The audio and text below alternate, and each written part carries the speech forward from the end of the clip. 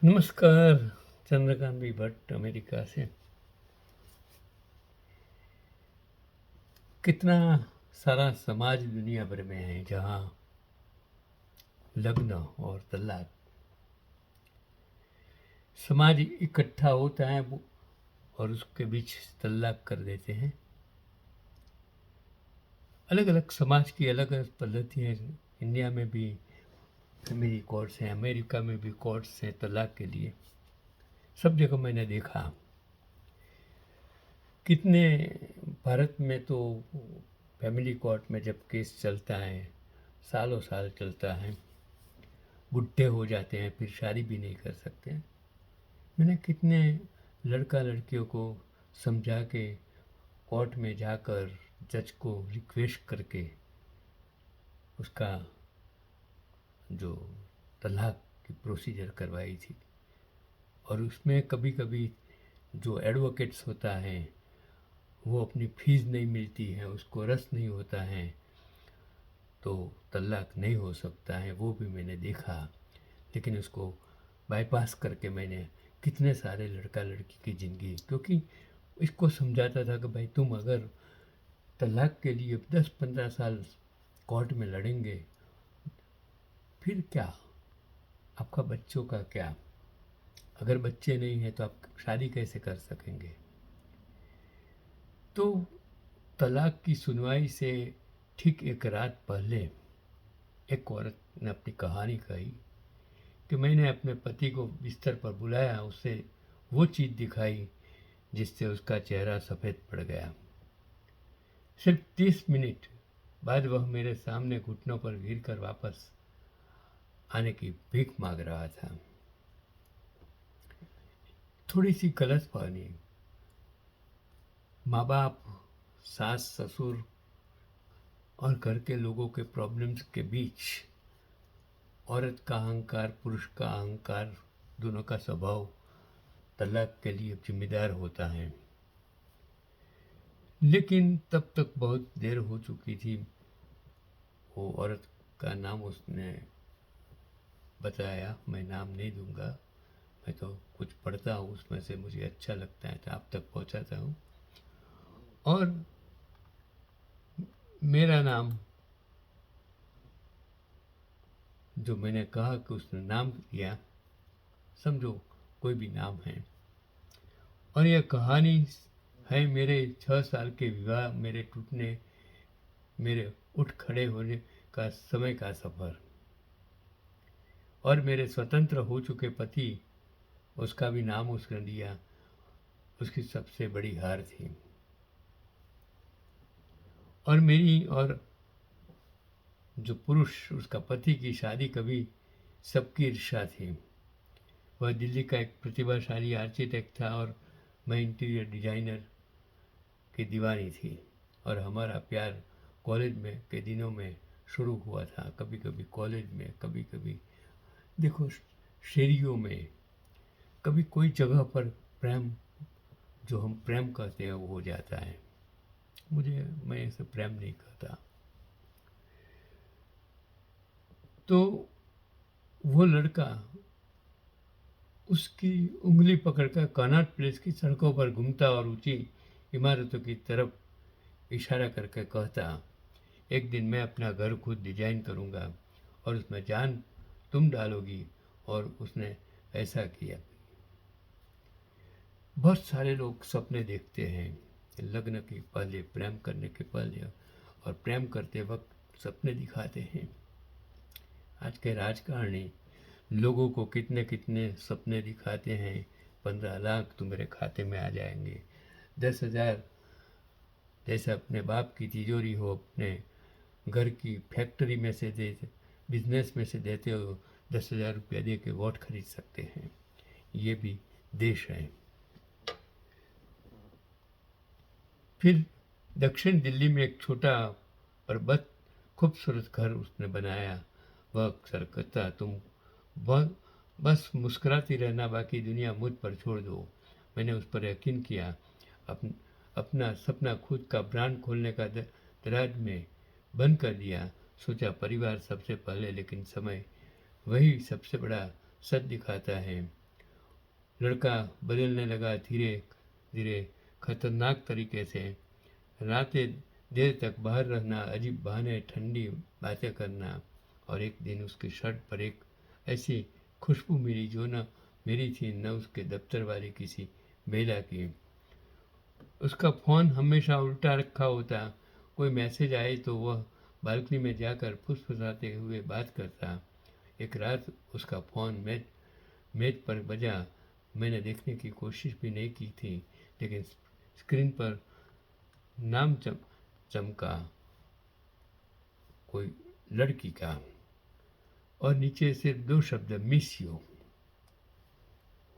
जब मैंने उससे पूछा तो लड़का, वो उसका पति, हंस पड़ा। एक ऐसी हंसी जो किसी भी स्त्री का दिल तोड़ देती है। तुम हमेशा ओवर थिंक करती हो, बस एक कोऑर्डिनेटर हैं, ऑफिस में मजाक में निक नेम रखे हुए हैं। मैंने चाहा कि मैं उस पर भरोसा करूं, लेकिन विश्वास भी टूटता है एक बार, बस एक बार। स्त्री हो हमेशा, उसका दिमाग शंकाशील ही रहता है, और कभी कभी शंका सच भी होती है, शंका गलत भी होती है। जरा आधुनिक बनो, तुम बिल्कुल गांव की औरत लगती हो। मैंने आईने में देखा, थकी हुई आंखें, बिखरे बाल, सादी साड़ी। हाँ, मैं बदल गई थी, लेकिन उसके लिए उसके घर, उसके सुख के लिए, सुख के लिए। और फिर एक शाम जब मैंने उसकी पसंदीदा राजस्थानी दाल बाटी बनाकर मेज पर रखी, तो उसके पति ने चम्मच नीचे रख दिया और ठंडी आवाज में बोला, मैं तलाक चाहता हूँ। लेकिन मैंने आंसू नहीं बहाए। उसने झुंझुला कर कहा, हम अब एक दूसरे के लिए नहीं बने हैं। मुझे आज़ादी चाहिए, वह आज़ादी जिसके लिए वह, जो औरत, जिसने, लड़की जिसने फ़ोन किया था, के पास जाना चाहता था। वह घर छोड़कर चला गया, और उसी रात मैंने निर्णय कर लिया, मैं रोकर अपने चेहरे पर दया नहीं मत करूँगी, मैं अपना साम्राज्य खड़ा करूँगी। तो उसका जो पति सोचता रहा कि मैं टूटी हुई उदास घर में सिमटी औरत हूँ। उसे क्या पता था, जब वह फ्लाइट मीटिंग के नाम पर डेट पर जा रहा था और मैं दिल्ली के सबसे बड़े फर्नीचर हब किरोड़ी नगर में सप्लायर से मिल रही थी। जब वह देर रात ओवर टाइम कर रहा था, मैं और ऑनलाइन MBA का कोर्स कर रही थी। जब वह मुझे कहता कि मैं कुछ नहीं कर सकती, मैं करोड़ों का कॉन्ट्रैक्ट साइन कर रही थी। 6 महीने तक मैंने दिन रात खून पसीना लगाया और खड़ा किया AM इंटीरियर्स, मतलब उसका नाम मैंने शॉर्ट में, जो पूरा नाम का AM शॉर्ट फॉर्म है इंटीरियर्स प्राइवेट लिमिटेड। तो मैंने अपनी ऑफिस लिया, टीम बनाई, प्रोजेक्ट्स जीते, यहाँ तक कि एक इंटीरियर होम डेकोर ब्रांड से भी कॉन्ट्रैक्ट कर लिया।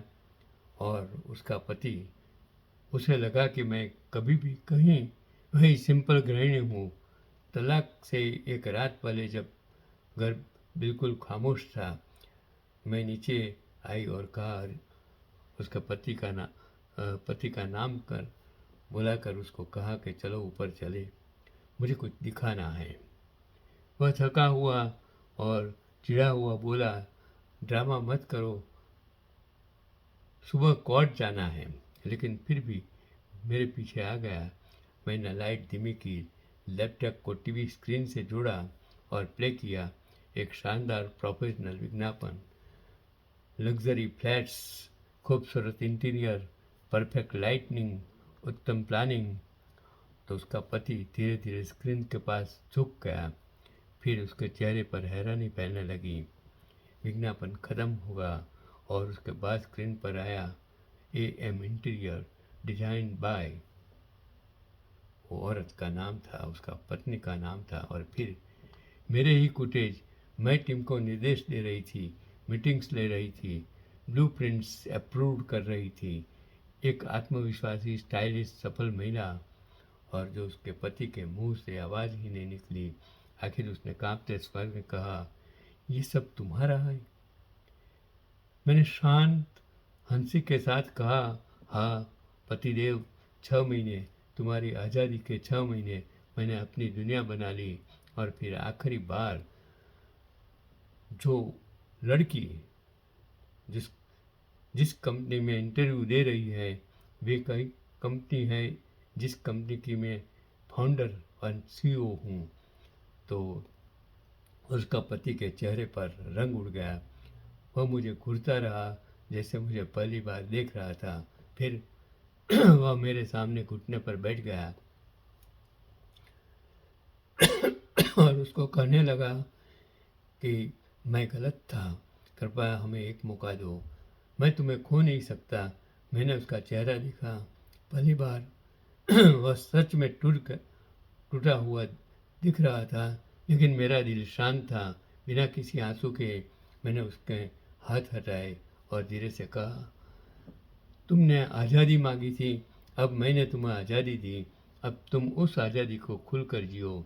अगली सुबह मैंने ताज होटल के सामने से दिल्ली फैमिली कोर्ट से एक मुस्कान के साथ बाहर कदम रखा। कागजों पर सिर्फ एक हस्ताक्षर था, लेकिन मेरे भीतर एक पूरी दुनिया खुल चुकी थी। पीछे उसका पति खड़ा था, आंखों में पछतावा, हाथों में खालीपन।